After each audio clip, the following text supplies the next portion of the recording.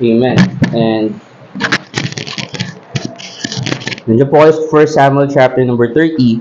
At ang kwento pong yan ay pagpupunan po natin ng pansin ngayong umaga pong ito. Pero bago po yan, gusto ko po pansinin po ninyo yung verse number 6. Sabi po ng Bible sa 1 Samuel chapter 30 verse 6. Yan po yung pinaka-main verse na pagpupunan po natin pansin. Sabi po doon, "And David was greatly distressed, for the people spake of stoning him, because the soul of all the people was grieved, every man for his sons and for his daughters, but David encouraged himself in the Lord his God."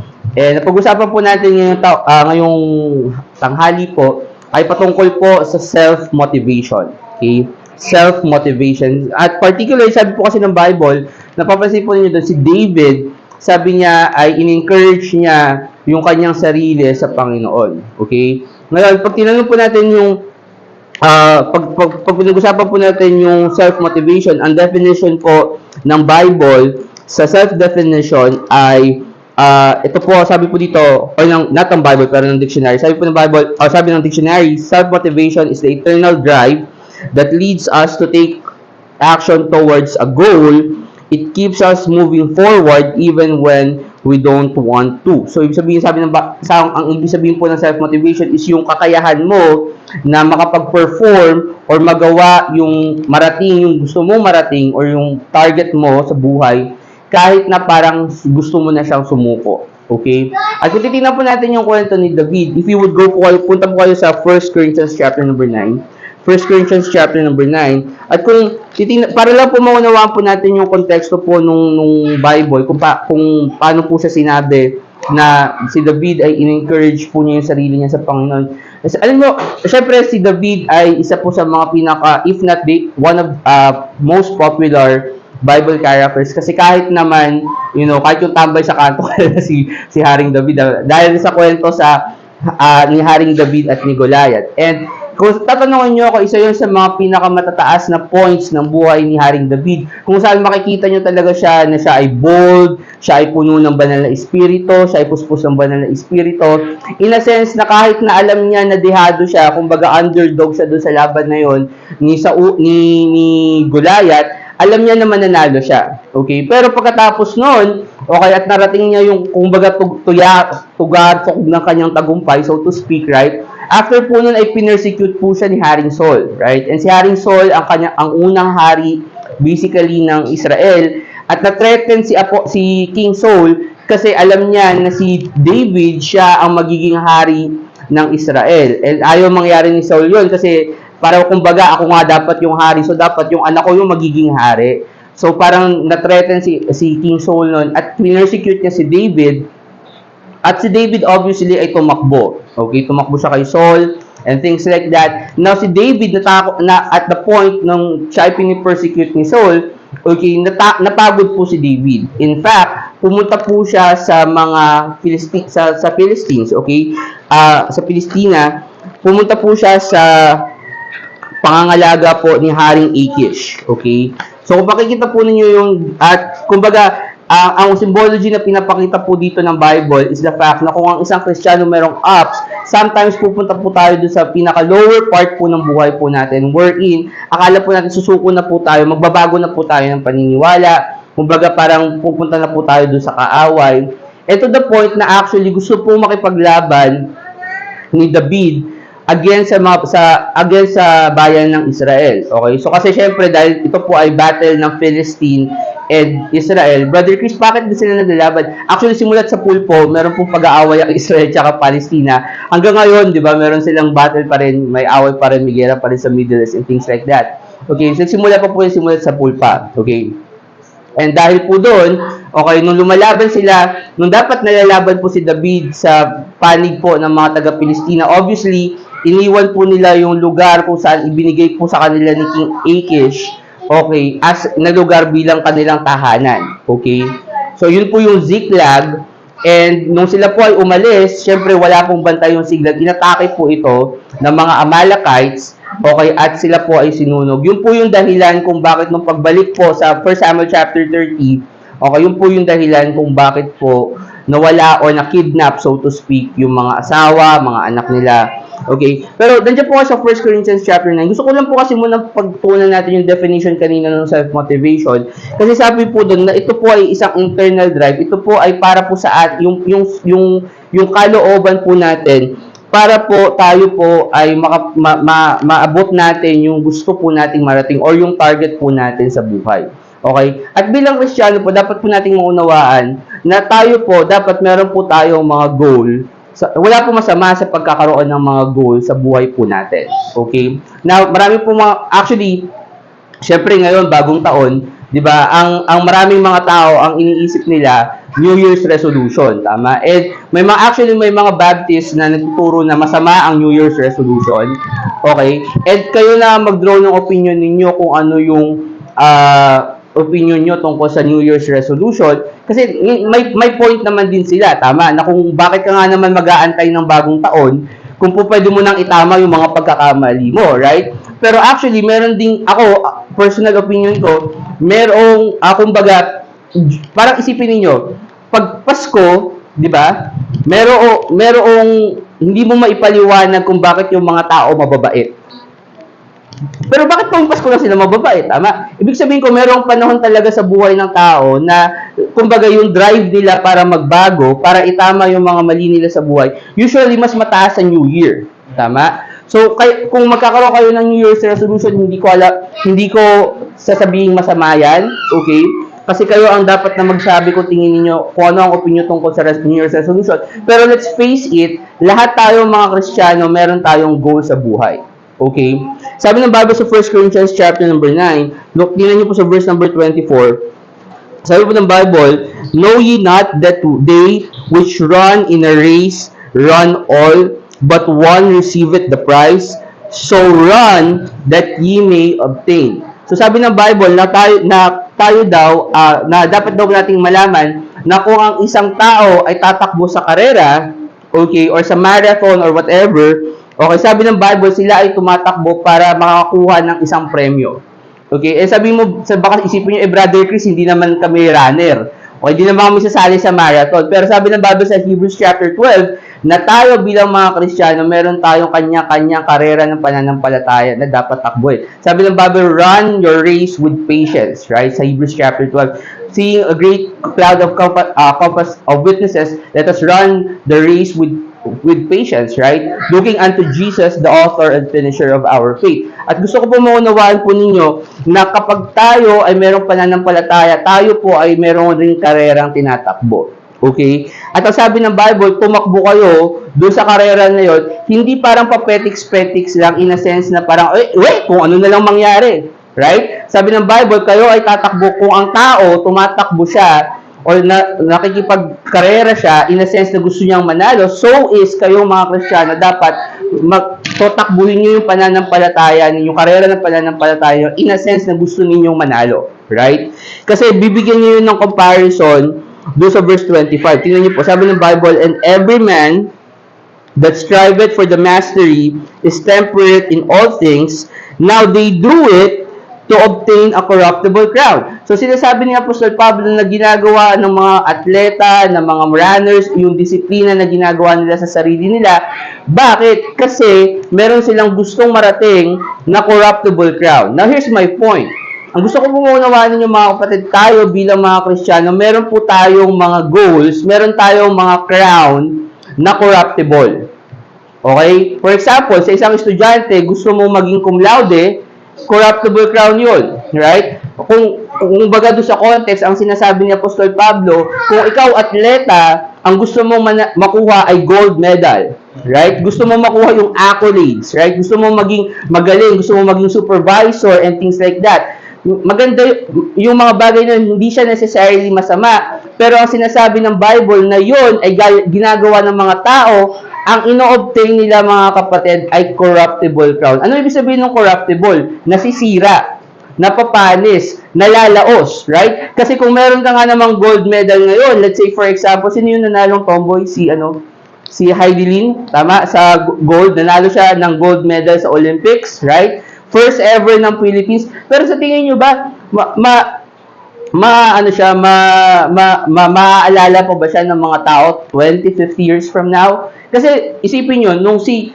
nung yung boxer, si Onyok Velasco, tama, nakakuha siya ng first ever silver sa Olympics sa Pilipinas, para sa Pilipinas, noong 1990s pa yon, right?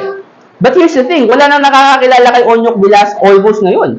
And that is what, like 14 years pa lang, right? Kasi nanalo si Onyok 1990s eh. Eh ngayon, 2024 pa lang. So sa ganung kalaikling panahon, nawala na yung accolade, nawala na yung yung prestige ng kanyang pagkapanalo kasi ginawa yun ni Onyok Velasco para sa isang nabubulok na corona, right? So point ko, kung meron tayong mga goals, may mga crowns tayo na nais makuha na corruptible, na nasisira. Sabi ng Bible, okay, but we an incorruptible.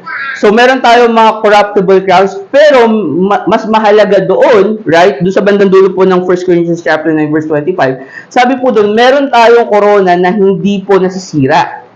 Right? Kasi yung crown na makukuha po natin kapag tayo po naglingkod sa Panginoon, okay, makukuha po natin siya sa eternity na. Kapag nagkaroon na po ng judgment ng rewards, right? Kung ano yung makukuha mong corona doon, actually, ibibigay sa iyo ng Diyos, hindi siya mawawala sa iyo. Okay, so here's it, kasi isipin niyo, yung mga na-win ninyong kaluluwa, right? Yung kapag nagsusol winning kayo, yung mga na-win nating kaluluwa, wala na po pwedeng makapag-unsave sa kanila. Kahit nagaano lokohin or kahit nagaano tayo lait-laitin ng ibang mga baptist, kayo nga, naka 74 salvation kayo, asan sila ngayon? Di ba? Ilan lang tayo ngayon. But here's the thing, okay? Ang problema doon, okay, hindi na mawawala yun kahit na sabihin nila hindi sila pumunta sa simbahan or whatever, yung pangalan nila ay nakasulat na sa langit, naka-accredit sila sa inyo kasi kayo yung nag-solving sa mga kaluluwa na yun. Kahit, let's say for example, ipagpalagay na natin, hindi na nila kayo maalala. Right? Kasi minsan may nagsusol winning, nangyayari to, right? Na tayo nagsusol winning, tapos may kausap tayo, save na pala, tapos pag tinanong mo, sino nakabuhin sa'yo? Basta yung nakakulay blue. hindi kilala yung pangalan mo, right? Pero naka-accredit sa'yo yung points na yun, yung reward na yun, na ibibigay sa'yo ng Diyos dahil na-save yung kaluluwa na yun. Kahit na hindi and that is incorruptible, right? Kasi ang pinag-uusapan natin mga kapatid, self-motivation towards a goal. Okay? So, ang question, ano ba yung mga spiritual goals natin ngayong 2024? Right? Kasi apart from meron tayong New Year's resolution, right? Maraming mga tao, ito pa yung madalas na ginagawa ng mga tao sa New Year's pagbagong taon, nagsiset sila ng mga goals. Meron silang financial goals, meron silang mga career goals, meron silang mga physical goals. Like for example, di ba, magre-reduce ako ng 30 kilos ngayong panahon. Right? Yun yung gusto nila mangyari. And here's the thing, corruptible yun. Bakit? Kasi kapag nakapag-reduce ka ng 30 kilos, babalik yung 30 kilos sa December, di ba? So, corruptible yun, right? So, here's the thing. Ang question, ang question, ano yung spiritual goals ninyo? Right? Meron tayong mga ganitong klase ng goals na gusto nating abutin, right? Pero ang question, ano ba yung mga spiritual goals? If you would, bigyan ko lang kuha ng ilang mga goals na dapat po meron po tayo. Number 1, as Christians, okay? And hindi ko sinasabing dapat gawin nyo to, okay? Again, ito po ay preaching.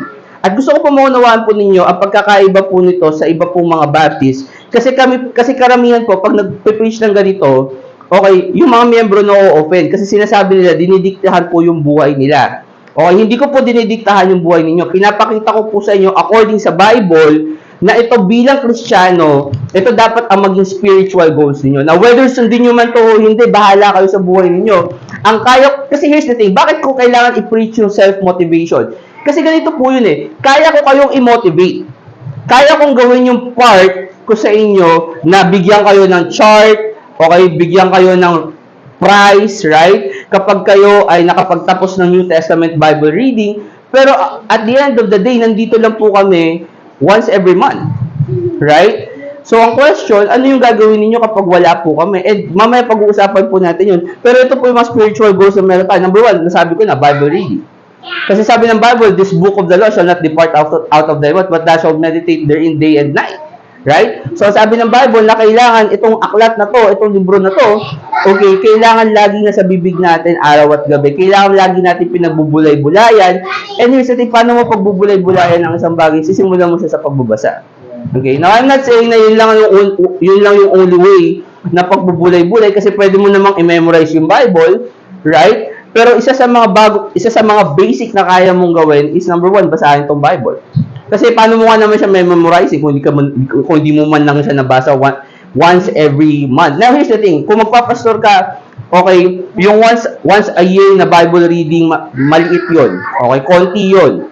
Kasi, kung magpapastor ka, dapat nabasa mo, I mean, ang unang trabaho mo bilang pastor ay mag-preach ng sermon. So, kung mag-preach ka ng sermon, hindi mo po pwedeng mag-preach ka ng sermon na hindi mo binabasa to at least more than once a year. Okay? Pero kung ikaw, Kristiyano, regular member, okay, ng isang Baptist church, alam nyo, isa sa mga dapat na goals ninyo ay mabasa ang buong Bible, cover to cover, Genesis to Revelation, at least isang beses, isang taon. Okay? That is, again, basic po yun, spiritual goal na tinuturo ng Bible, pero nasa inyo po yan. Pangalawa, ano pa? Soul winning.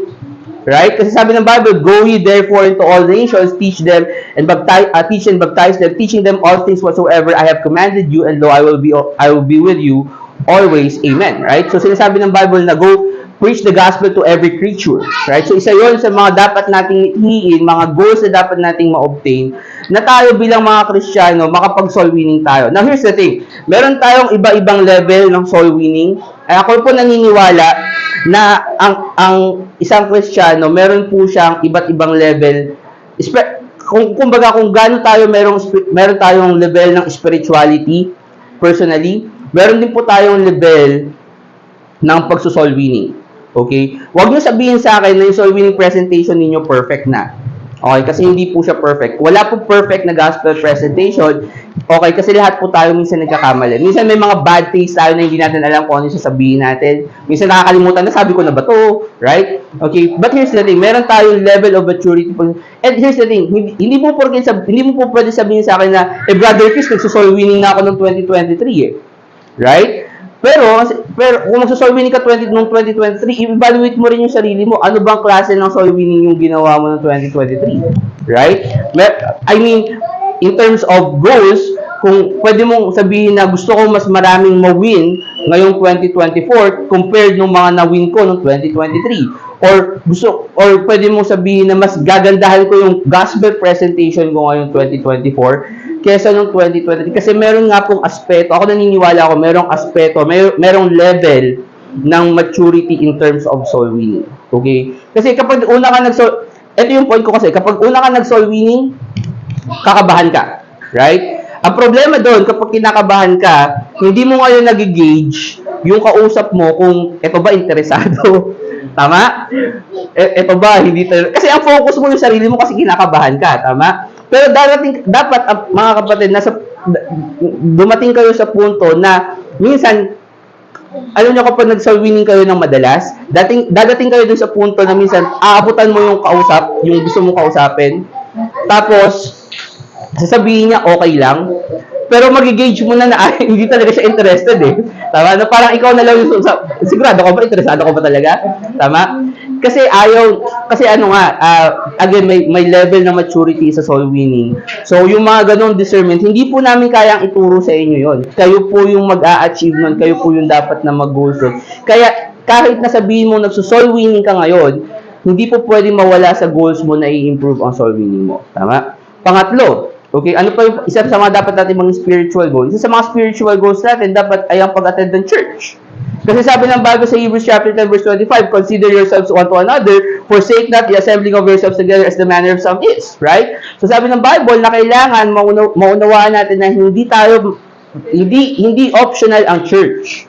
Okay? Kasi ito yung point ko, meron tayong once a month soul winning o once a month gathering dito sa Cavite. Tama? Ako, desire ko, mga kapatid, and sinabi ko po to sa pastor natin, okay, ang desire ko madagdagan yung service natin. Okay? Pero, syempre, nasa sa kanya yun. And, syempre, nasa sa atin yun. Kung, magdadagdag nga tayo ng service, kung ilan lang naman tayo. Di ba? So, parang, awkward yun. Parang hindi siya balance. Tama? Pero ito kasi yung question. Meron tayong once a month na Sunday service dito sa Cavite. Ang question, ano yung ginagawa natin ng second week, ng third week, ng fourth week, right? ano yung pwede nating gawin na makakapagsama-sama pa rin tayo or kayo dito, kasi syempre nasa Pasig kami at the time, pero kayo dito sa Cavite, ano yung pwede ninyong gawin para makapagsama-sama pa rin kayo every week at least, di ba, na pwede natin sabihin na ito yung supplement natin sa church, right? Now, hindi ko sinasabing pupunta kayo doon sa pangit na church, okay? Ang pinapoint out ko, pwede nating i-goal, tama? Maging objective natin, maging target natin for 2024 na madagdagan yung services natin dito sa Cavite. And hindi lang yung ang decision na hindi lang siya nakadepende kay Pastor Stocky, nakadepende din siya kung ano yung reaction ng mga tao dito sa Cavite. Tama? Kasi again, ang isang church, okay, hindi po siya nakabase lang sa preacher. Okay, hindi lang po siya porket maganda yung church kasi si Pastor Stocky yung pastor or si Pastor Jimenez yung pastor. Okay, ang isang church po nagiging maganda, ang isang church hindi lang po dahil sa preacher, although syempre part 'yon. Okay, hindi ko tinatanggal yung part ng preacher, pero mas ang Verity Baptist Manila, hindi po siya great church dahil kay Pastor Stocky lang. Okay, great church po siya dahil sa mga tao.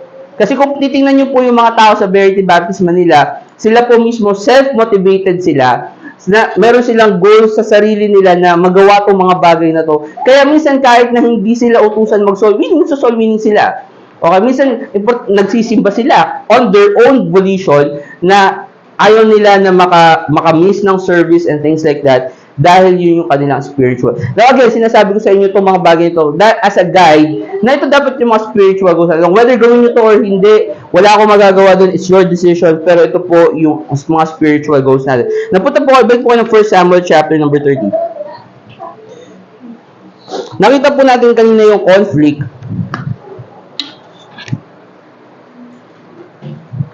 sa kwento, kasi alam natin na tumatakbo si David patungkol po away from Saul, at siya po ay tumuloy kina King Achish ng Palestina, tama? Pero punta niyo po yung verse number 1. Tingnan po natin yung conflict. Sabi po doon, and it came to pass, when David and his men were come from Ziklag on the third day, that the Amalekites had invaded the south, and Ziklag had smitten Ziklag, and burned it with the fire, and had carried the women captives that were therein. They slew not any, either small or great, but carried them away, and went on their way. So, merong malaking kidnapping na nangyari, right, sa Ziklag, wherein lahat ng asawa at mga anak ng mga sundalo ni David, and even yung asawa at mga anak ni David, in the sense, ay umalis, or na-kidnap, right? Okay. So, isipin po ninyo yung kalungkutan kasi si David persecuted na. Right? Pini-persecute na siya ni Saul. Tapos ito po yung nangyari, parang super down na ni King David. At ito po yung gusto ko mauna. Number 1, bakit ba nga natin kailangan maging self-motivated? Tama? Bakit hindi na lang natin hayaan yung buhay na maging buhay, tapos kung malungkot ka? Bakit kailangan pa natin i-push yung sarili natin para maging self-motivated? Number 1, kasi darating po yung mga pagkakataon na ganito, okay, na feeling natin hindi na natin kaya. And kapag ganito po yung mga sitwasyon natin, alam po ninyo, kung ikaw hindi ka self-motivated na tao, kakalimutan mo yung mga goals mo. Tama? Kasi tingnan niyo po yung verse number 3. Pansin niyo, verse number 3. So, David and his men came to the city, and behold, it was burned with fire, and their wives and their sons and their daughters were all that were with him, lifted up their voice and wept until they had no more power to weep. So, ibig sabihin, pag pinansin niyo yung sitwasyon ni David, sa sobrang kababaan na ng sitwasyon niya, yung sobrang depression niya na, tama? Na kahit yung pag-iyak niya, sabi ng Bible, hindi na nila kayang umiyak. Right? Kasi wala na silang energy eh. So, kung gano'n yung mangyayari sa sitwasyon natin, right? Here's the thing, kung ang sandigan mo, ibang tao, kunyari, namomotivate ka dahil sa isang specific na tao lang, right? Or sa isang specific na sitwasyon lang, tama? Kung wala na yung tao na hindi ka nakikilos. Right? So, importante na ikaw mismo sa sarili mo, self-motivated ka, na makuha mo yung mga goals mo sa buhay. Kasi minsan, itong mga tao na to, hindi sila available. Paano yung verse 5? Kahit po yung mga tao, kasi isipin nyo, and David's two wives were taken captives, Ahinoam the Jezreelitess and Abigail, the wife of Nabal, the Carmelite. And David was greatly distressed, for the people spake of stoning him because the soul of all the people was grieved. So isipin niyo, si David malungkot, right? So yung supposed to be na magko-comfort sa kanya, right? Kasi yun ang purpose ng asawa eh. 'Di ba? Isipin niyo, ang asawa ko, isa sa mga malaking encouragement sa ministry, yung wife ko. Right? And imaginein mo, syempre, encouragement sila, motivation ko sila. But here's the thing, sa sitwasyon ni David, wala na asawa niya kasi nakidnap eh. Di ba? Tapos yung mga kaibigan niya, right, na kasama niya nakikipagbaka, right, nakikipaglaban sila kay Saul and things like that. Ngayon, instead na damayan siya, sabi ng Bible, sila pa rin nagpaplano na batuhin siya, napatayin siya. Eh kasi galit din eh, right? So at that point, kahit yung mga tao wala na siyang sasandigan, isipin nyo, punta po ng Job chapter 2, tingnan pa natin yung isang tao na kung titingnan natin from the Bible's perspective, ito yung tao na yung persecution, yung tribulation na nangyari sa kanya, ako personally, hindi ko lubos maunawaan kung paano nangyari.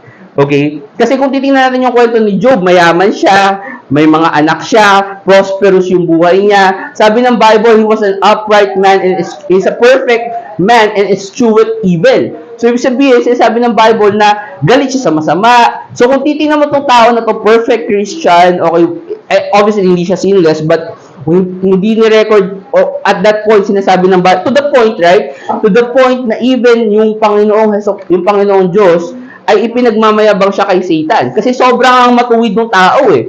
Right? Pero pansinin niyo, sabi sa verse 8, nagkasakit siya, right? Here's the thing, nawala yung kayamanan niya. And I guess okay lang yon, right? Kasi kung ikaw nga naman matuwid na tao, hindi mo titingnan yung pera, nawala yung mga anak mo, okay? And kung ikaw matuwid na tao, hindi rin yun, medyo kakayanin mo pa yon kasi nga, may pakahawa ka pa. Nawala yung kalusugan mo. Pero tingnan yung verse 8, sabi doon, and he, si Job po ito, took him a potsherd to scrape himself withal, and he sat down among the ashes, and then said his wife unto him, that thou still retain thine integrity, curse God and die. But he said unto her, thou speakest as one of the foolish women speaketh. What? Shall we receive good at the hand of God, and shall we not receive evil?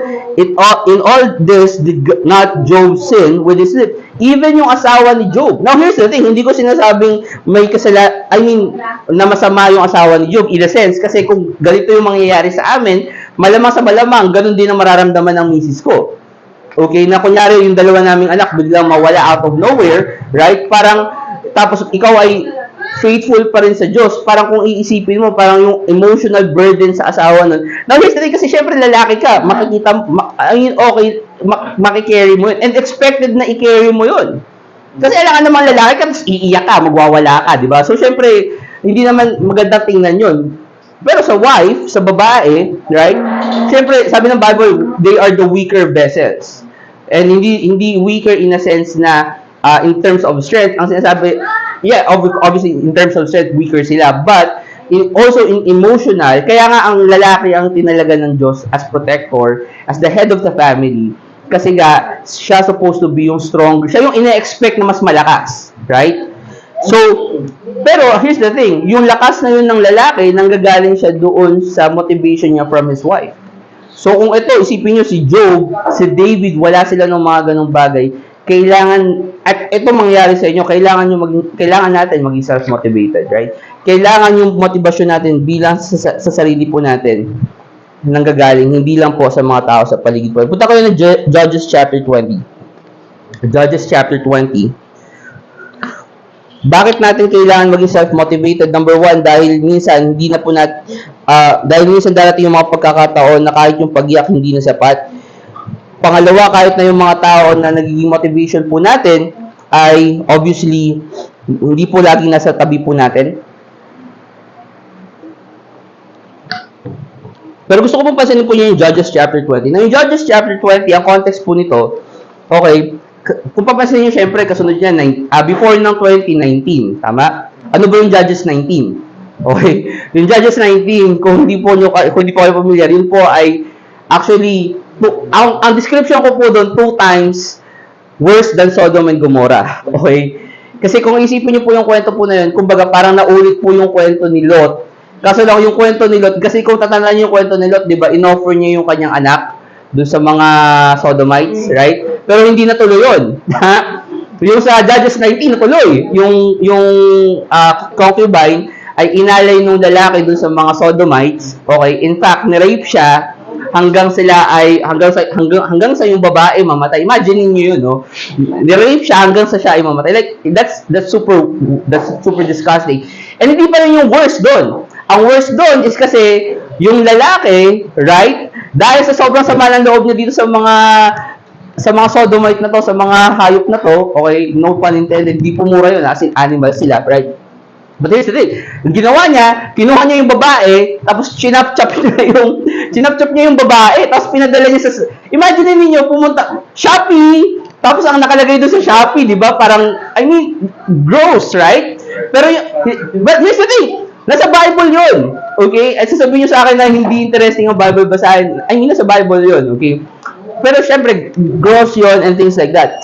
So, ang nangyari, ito po ay judgment, dapat po i-judge ng Israel yung bayan ng Benjamin or yung tribe of Benjamin kasi doon po nangyari yung sobrang kaguluhan po na yun. Ngayon, ang point ko, bakit ko kayo pinupunta doon? Kasi gusto ko po maunawaan ninyo na ito pong nangyaring ito pong ginagawa pong ito ng bayan ng Israel sa Benjamin ay tama. Kasi kailangan nilang i-judge yung bayan ng yung tribe of Benjamin dahil doon sa sobrang samang ginawa po nila sa babae po na yon. Okay? Tingnan niyo po yung verse 18. Okay, sabi po doon, and the children of Israel arose and went up to the house of God and asked counsel of God and said, which of us shall go up first to the battle against the children of Benjamin? So sinasabi ng Bible, kasi utos po sa Bible, actually sa Deuteronomy chapter 20, na bago po kayo lumaban, bago kayo sumabak sa gera, kailangan po muna ninyo mag-preach. Okay? At tinatanong nila yung Diyos kung kami, 11 tribes kami, okay, sino yung or 10 tribes, I guess, kasi hindi kasama yung Levite, pero, yung mga Levites, pero, sino yung mauuna sa aming aatake? Okay? And sabi ng Bible, ang sabi ng Diyos, and the Lord said, Judah shall go up first. So, may binigay na instruction ang Diyos mismo, tama? Ang sabi ng Bible, si Judah yung mauuna. Okay? Verse 19, and the children of Israel rose up in the morning and encamped against Gibeah, and the children of Israel went out to the battle against Benjamin, and the men of Israel put themselves in array to fight against them at Gibeah. And the children of Benjamin came forth out of Gibeah and destroyed down to the ground of the Israelites that day 20 and 2,000 men. So imagine ninyo, di ba? Kasi ang Diyos, may pangako po siya na ipagtatanggol niya yung bayan niya. Ngayon, itong mga and maganda yung mithiin ng 10 tribes kasi gusto nila magbigay ng judgment against dun sa Benjamin. Pero nung sila naglaban na, tama? Nung sila ay naglaban na, natalo pa yung Israel. Right? Nanalo pa kumbaga yung first round nila, nanalo pa yung bayan yung Benjamin. Ngayon po, and here's the thing, kung babasahin niyo yung kwento, mamaya titignan po natin yan. Pero yung kwento po na yan, halos, if I'm not mistaken, 2 or 3 beses pa silang natalo. Ito yung point ko. Bakit natin kailangan maging self-motivated? Kasi minsan, okay, kahit na may pinangako na ang Diyos sa atin, okay, hindi na agad-agad natin nakukuha. Tama?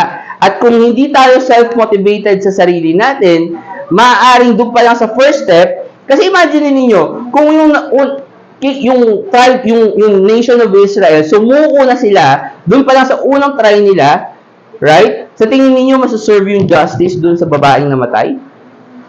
Hindi. Pero ang maganda doon sa kwento na yun, persistent yung children of Israel dahil doon sa pangako na yun ng Diyos. Kaya at the end, kung titingnan mo yung, or babasahin natin yung kwento mamaya, makikita ninyo nanalo pa rin naman yung mga children of Israel against the Benjamites. Pero, paano kung tumigil sila in the first round? Right? Paano kung hindi sila self-motivated, kung hindi sila kung hindi nila in-encourage yung sarili nila, paano nila isa-serve yung justice kung hindi sila self-motivated? And point ko, bakit natin kailangan maging self-motivated? Number one, kasi minsan may mga sitwasyon sa buhay natin, akala natin hindi natin kaya. Pangalawa, minsan may mga tao na sinasandalan natin, kinukuha na natin ng motivation, but yet, minsan mawawala sila. And third, minsan, yung Diyos, may mga pangako siya, mga bagay na ipinangako niya sa atin, pero for somewhat reason, minsan hindi agad-agad natin nakukuha. And kung hindi tayo self-motivated sa I mean, here's the thing. Isipin nyo. Okay? Gamitin natin yung example ng Cavite. Sa tingin nyo ba ayaw ng Diyos na magkaroon tayo ng church sa Cavite? But, ang question, ba't hindi pa natin nakukuha ngayon? Right? So, kung hindi tayo magiging persistent, hindi tayo self-motivated sa mismo sa sarili natin, baka hindi na natin makuha yung church dito sa Cavite. Baka mawala na tayo ng tuluyan. Right? Kasi, nasa sa atin yun eh. Hindi kailangan tayo mismo sa sarili po natin maging self-motivated po tayo. Okay? Balik po kayo ng 1 Samuel chapter 30. 1 Samuel chapter 30.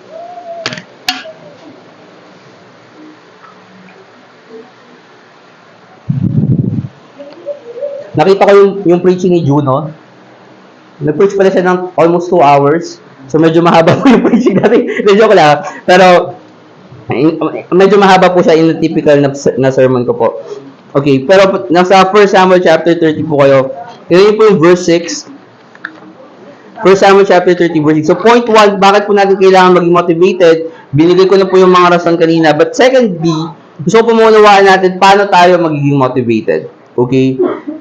So, kasi sabi po dyan sa 1 Samuel chapter 30 verse 6, sabi po doon, and David was greatly distressed, for the people spake of stoning him because the soul of all the people was grieved, every man for his sons and for his daughters, but David encouraged himself in the Lord his God. Number 1, kailangan po natin maunawaan, paano tayo magiging self-motivated? Number 1, kailangan po matuto tayo na encourage ang sarili po natin sa Panginoon. Kasi sabi ng Bible na nagawa ni David maging self-motivated. Paano? Nung siya in-encourage niya yung sarili niya. And that's self-motivation, di ba?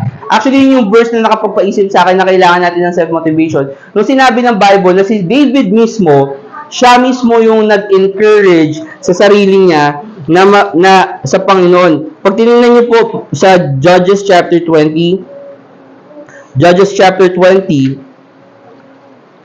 sabi po ng Bible sa verse 22, and the people, the men of Israel, encouraged themselves and set their battle again in array in a place where they put themselves in array the first day. So sabi po ng Bible na even na tayo yung children of Israel on the first day, well, sabi ng Bible na even sila, in-encourage nila yung sarili nila in-encourage nila para lumaban ulit sa susunod na ba. Ito po, punta po kayo ng James chapter 4. James chapter 4. Ano ibig sabihin, Brother Chris, na in-encourage ko yung sarili ko sa Panginoon? Okay, paano ko i-encourage, Brother Chris, yung sarili ko sa Panginoon? Well, number 1, lumapit ka sa Panginoon. Right? Kasi sabi ng Bible sa James 4, nandiyan po kayo, verse 8, sabi ng Bible, draw nigh to God, and He will draw nigh to you. So, ibig sabihin, kapag kayo daw lumapit sa Diyos, right, siya ay lalapit sa inyo. Right? Kasi, bakit kailangan sabihin to, Brother Chris, ng Bible? Kasi isipin nyo, kapag kayo nagkakaproblema, ano po ang tendency po natin? Lumayo sa Diyos? Tama? Kapag may problema ka, nagsisimba ka ba? Hindi. Right? Kapag may problema ka, nagsosoul winning ka ba? Hindi. Bakit? Kasi ang tendency nating mga tao na kapag tayo may problema, down tayo sa buhay natin, malungkot tayo, ang tendency natin i-isolate yung sarili natin. Ilayo natin yung sarili natin sa Diyos. Kaya ang utos ng Bible sa atin, sa mga ganitong pagkakasabi ng Bible, draw nigh unto God. Lumapit tayo sa Diyos, kasi kapag tayo lumalapit sa Diyos, right, sabi ng Bible, He will draw nigh unto you. Cleanse your hands, ye sinners, and purify your hearts, ye double-minded. Ano sabi ng Bible? Na kapag ikaw double-minded, di ba sabi doon sa James chapter 1, na kapag ikaw double-minded, kailangan mong humiling sa Diyos ng wisdom kasi siya yung magbibigay sa inyo ng wisdom liberally. Ibig sabihin, nang walang patid. Kung ano yung kailangan mo, ibibigay sa iyo ng Diyos na wisdom kung kayo ay lalapit sa Diyos. Right? So, kaya kung kayo double-minded, sabi ng Bible, purify your hearts, lumapit kayo sa Diyos. Be afflicted. Pansinin niyo yung verse 9. Sabi ng Bible, be afflicted and mourn and weep. Let your laughter be turned to mourning and your joy to heaviness. At sabi ng Bible, kailangan daw natin minsan magdusa. Now, hindi po sadista ang Diyos, okay? Hindi niya po sinasabi na magdusa ka, maging mahirap ka, kasi yan yung magiging paraan para ikaw ay maging great sa kingdom of heaven or something like that. As sinasabi po ng Bible, sometimes kailangan po natin dumaan sa mga ganitong proseso ng tribulation, ng afflictions. Bakit? Kasi sabi ng Bible sa Matthew 5, we don't have to turn there. Balik po kayo ng 1 Samuel chapter 30 para mabilis po tayo. Pero sabi po ng Bible, sa Matthew 5, blessed are ye that mourn, for they shall be comforted. Imagine niyo kapag tayo bilang mga Kristiyano, hindi natin na-experience yung affliction, hindi natin na-experience yung tribulation, yung pagiging malungkot, sa tingin niyo ba magkakaroon tayo ng pagkakataon na ma-experience yung comfort ng Diyos? Masaya ka na eh. Di ba? Feeling mo, okay ka na eh. So, and sometimes, pag dumadating tayo sa mga punto na yon, mga kapatid, yun din minsan yung nagsasabi sa atin na akala mo, hindi na natin nararamdaman yung buhay. Pero kung, di ba, kapag ikaw kakabahan, imagine mo kapag nagda-drive ka, kapag feeling mo magaling ka na driver, wala lang sa'yo. Pero kapag ikaw kinakabahan ka, di ba, kahit unbeliever, di ba, kahit sabihin mo yung, di ba, may joke pa nga minsan na kapag malalaman mo daw na yung atheist, talagang atheist kapag tinapon mo sa dagat. Di ba? Kasi kapag tinapon mo siya sa dagat, tapos sinabi niya, Lord, help me, o yun siya talaga atheist, di ba? Bakit? Kasi minsan may mga ganong pagkakataon sa buhay na akala natin, pwede natin kalimutan yung Diyos kasi nasa safe tayong lugar, wala tayong pinoproblema and things like that. But, sa totoong buhay, kapag tayo nasa problema, doon lang natin minsan talaga nauunawaan yung Diyos po. So, number one, or nararamdaman yung presensya ng Diyos. So, number one, paano tayo maging self-motivated? Encourage natin yung sarili natin sa Panginoon. Ilapit natin yung sarili po natin sa Panginoon. So, paano paraan, Brother Chris? Paano pa natin ilalapit? Tingnan niyo po sa verse 8, 1 Samuel chapter 30, verse 8. Ano yung ginawa ni David? Well, sabi ng Bible, and David inquired at the Lord, saying, shall I pursue after this troop? Shall I overtake them? And he answered him, pursue, for thou shalt surely overtake them, and without fail recover all. So, anong ginawa niya? In-inquire niya yung Diyos, right? Paano niya i-inquire yung Diyos? Number one, through prayers, right? Bibilisan na lang po natin ito kasi wala na po akong oras. But in Romans chapter 8, take down nyo na lang po doon. Romans chapter 8, sa verse number 26, sabi po ng Bible, likewise, the Spirit also helpeth our infirmities, for we know not what we should pray as we ought, for the Spirit itself maketh intercession for us with groanings that which cannot be uttered. And sabi po ng Bible, kasi ito po yung point ko. Paano tayo nag-i-inquire sa Diyos? Nag-i-inquire po tayo sa Diyos through prayers. Number one. At least the thing, ang karamihan, ang sasabihin nila, Brother Chris, hindi ko naman alam kung anong ipagpipray ko. Alam nyo ba na ang tinuturo ng Bible, na kahit na hindi mo alam kung ano man ang ipagpipray mo, mag-pray ka pa rin? Kasi sabi doon sa Romans chapter 8 verse 26 na yung banal na espiritu, siya actually yung magbibigay sa inyo ng wisdom. Sabi doon, for we know not what we should pray as we ought, but the Spirit itself maketh intercession for us with groanings which cannot be uttered. Siya yung nagbibigay sa atin ng mga bagay na dapat nating ipanalangin kasi siya yung banal na espiritu, siya yung may alam ng lahat ng bagay, tama? So kahit na hindi natin alam yung mga bagay na dapat natin ipag-pray, right? Sabi ng Bible, kailangan pa rin natin mag-pray. Punta ko yung Romans 12. Romans chapter 12. Romans chapter 12. Sabi po ng Bible sa Romans chapter 12 verse 2. Sabi po doon, be not conformed to this world, but be ye transformed by the renewing of your mind, that ye may prove what is that good and acceptable and perfect will of God. Number one, paano tayo makakapag-encourage na lumapit sa Diyos? Number one, through prayers. But number two, sabi ng Bible sa Romans 12 na kailangan din po nating mabuhay na ayon po sa na hindi po ayon sa mundo. Kasi sabi ng Bible, be not conformed to this world. Huwag tayo mabuhay dito na ayon sa mundo. Bakit? Kasi sabi doon, sa pamamagitan lang ng pagbabago natin ng isip, natin malalaman kung ano yung tama, ano yung maganda, ano yung mabuting kalooban ng Diyos sa ating mga buhay.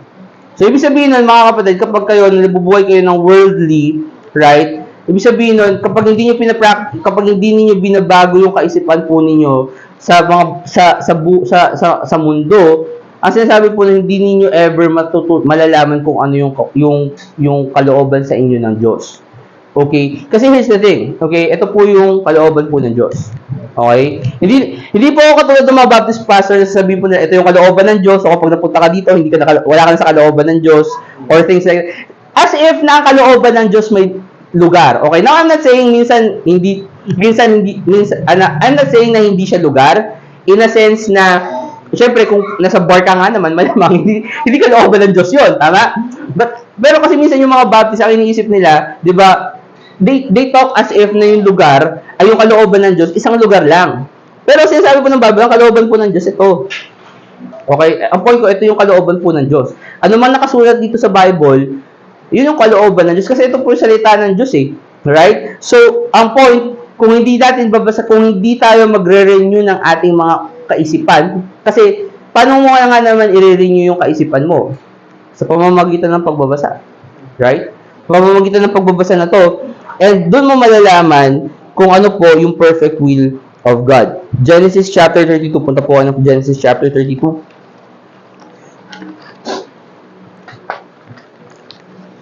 Genesis chapter 32.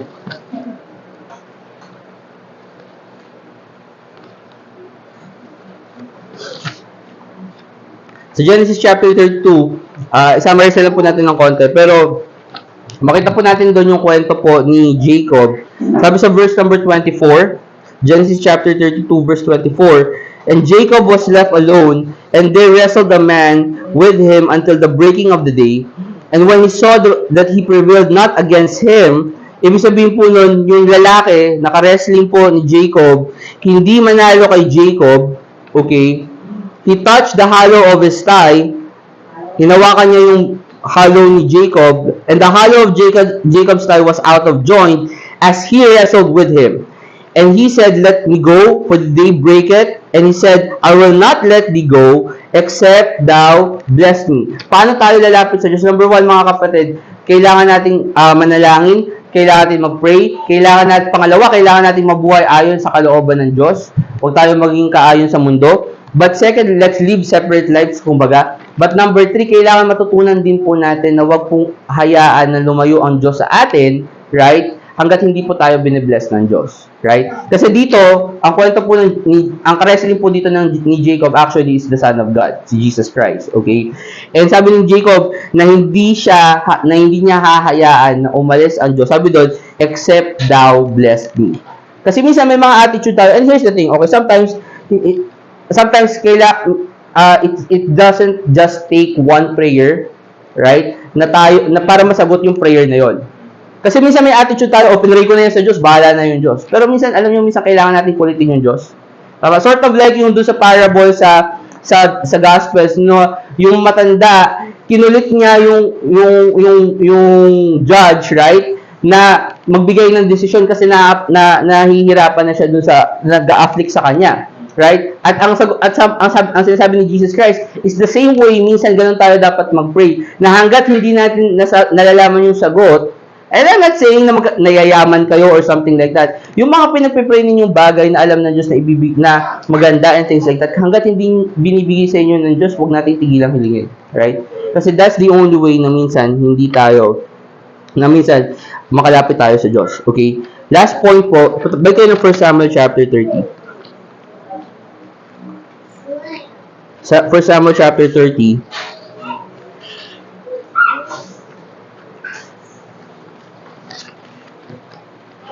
at gusto ko lang kayo bigyan ng warning kasi obviously, pinag-uusapan po natin ang self-motivation at naniniwala po ako na kapag ginawa po natin ito, magiging matagumpay po tayo sa atin pong Christian life. Kapag kayo po ay self-motivated person na ang motivation ninyo nang gagaling sa sarili po ninyo, makukuha po ninyo definitely yung goals po ninyo. Tama?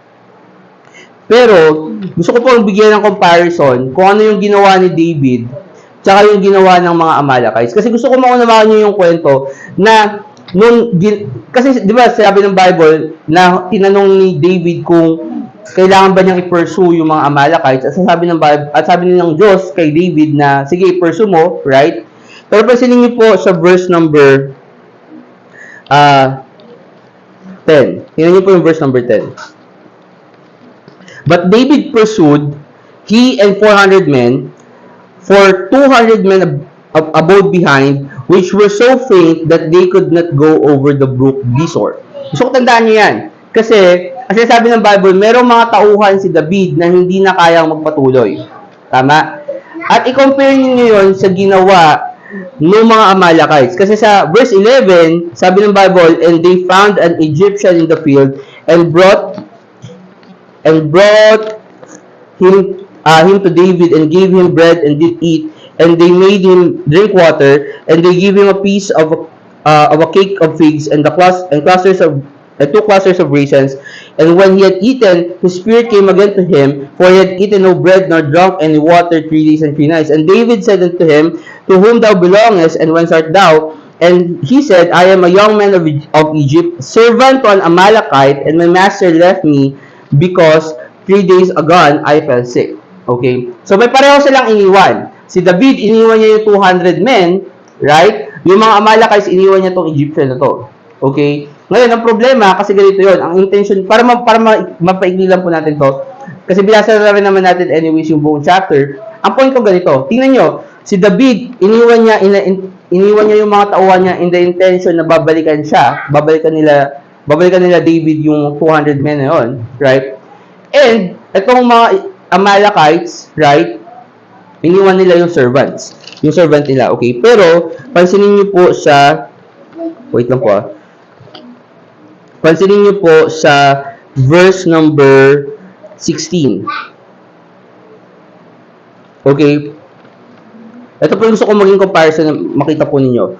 Verse number 16. Kasi, pwede nyo sabihin, Brother Chris, hindi ba't ito po ito, hindi ba't pwede natin i-consider na yung mga Amalekites nagtagumpay sila? In a sense na nagawa nilang sunugin yung Ziklag, right? So, kung meron silang goal, nakuha nila yung goal nila. Tama? Right? Si David, okay, malungkot siya, nag-set siya ng goal, hahabulin ko itong mga to, right? Pero pansinin ninyo kung ano yung naging reaction ng mga Amalekites after nilang makuha yung goal nila. Verse 16, and when he had brought him down, behold, they were spread abroad. Ito po yung mga Amalekites upon all the earth, eating and drinking and dancing because of all the great spoil that they had taken out of the land of the Philistines and out of the land of Judah. Nagsaya sila, nagdiwang sila. Hinayaan nila yung Egyptian yun, right? Na mamatay. 3 days and 3 days, walang pagkain, walang tubig. Pero isipin niyo, kung yun, pinagtsagaan nila, tama? Nabitbitin nila yun, kahit na may sakit. Okay, tingin niyo makikita kaya sila ni David? Makikita yung Egyptian na yun? Kasi hindi, di ba? Hindi.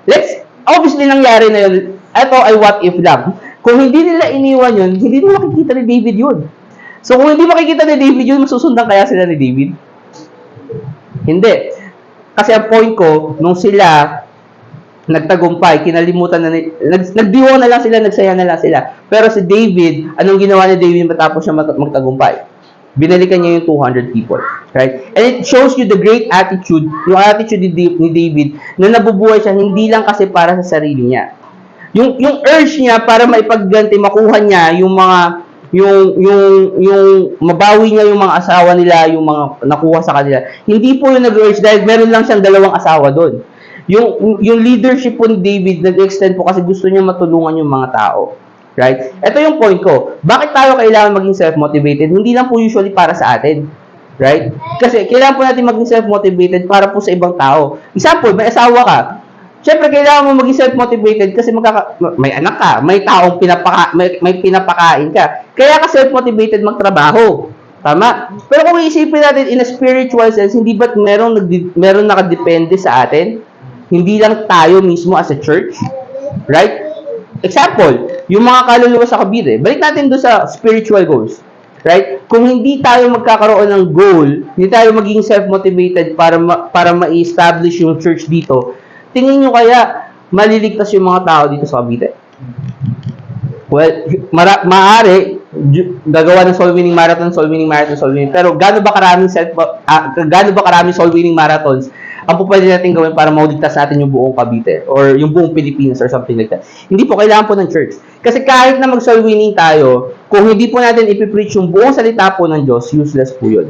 Kaya yun po ang kailangan po natin sa church. So ano po, itong po bagong taon, magkaroon po tayo ng goals. At yung mga goals na yun, hindi lang po siya para po sa ating sarili, hindi lang po siya mga career goals or things like that, pero maging spiritual goals. And ito po yung point ko. Gusto ko po isipin niyo na kapag meron kayong spiritual goal, maging self-motivated po tayo. Kayo po mismo, magkaroon kayo ng desire. Magkaroon tayo mismo ng desire sa personal life po natin na ma-achieve po natin yung mga goals po na yun. Let's pray. Dear Heavenly Father, Lord, maraming salamat po sa araw po ito na pinagkaloob niyo po sa amin, Ama, na kami, Lord God, ay sama-sama, Panginoon, at nakapakinig ng inyong pong salita, Panginoon. Amin pong hinihiling, Ama, na kayo nga po, Lord God, ang mag-guide po sa amin sa aming pong goals, Panginoon, yung 2024, Panginoon. Hindi ko po alam, Panginoon, kung ano man po yung mga goals sa mga kapatiran po namin dito sa Cavite. Mapa ito man po ay spiritual goal, career goals, Panginoon, financial goals po nila, Panginoon, mga bagay na nais po nila abutin, Panginoon, sa buhay po nila. Ay pong niling, Panginoon, tulungan niyo po kami, Lord God, na maabot po ito, Panginoon, sa inyo pong biyaya, Panginoon. Tulungan niyo po, Lord God, kami na maging matapat po sa inyo, na kami, Panginoon, ay patuloy po maglingkod sa inyo at maging matapat po kami hanggang kami, Panginoon, ay i-bless po ninyo, Panginoon, sa amin pong mga buhay, Lord God. Amin pong hinihiling, Panginoon, ingatan niyo po kami, Lord God, sa amin pong mga trabaho. Pagpalain niyo po, Panginoon, ang mga kapatiran po namin dito, Lord God, na may trabaho, Panginoon, na sila, Lord God, ay patuloy po na magkaroon ng abilidad na kumita. Amin rin po hinihiling, Panginoon, na ingatan niyo rin po, Panginoon, yung mga kapatiran po namin na nasa ibang bansa, katulad po din na Brother Joseph, Panginoon, mga kapatiran po namin na supportive po, Panginoon, sina Brother Juno, Lord God, sa ibang bansa, na sila, Panginoon, patuloy niyo rin po i-bless. Ingatan niyo po sila doon, Panginoon, at kayo nga po, Panginoon, ang magbigay po sa kanila, Lord God, ng desires din po, Panginoon, mga goals, Panginoon, na gusto niyo po na ma-reach din po nila ngayong taon. Bless niyo po, Panginoon, ang Verity Baptist Church Manila, ang Verity Baptist Church, Panginoon, Pampanga, at lahat po ng mga gawain, Panginoon, sa buong Pilipinas, Lord God, na nagpapatuloy, Panginoon, para sa kaluwalhatian ng inyong pong kaharian, Panginoon. Patawarin niyo rin po kayo, Panginoon, sa pong mga kasalanan na nagagawa sa inyong harapan. Pagpalain niyo po, Panginoon, ang maghapon po namin. In Christ's name I pray. Amen.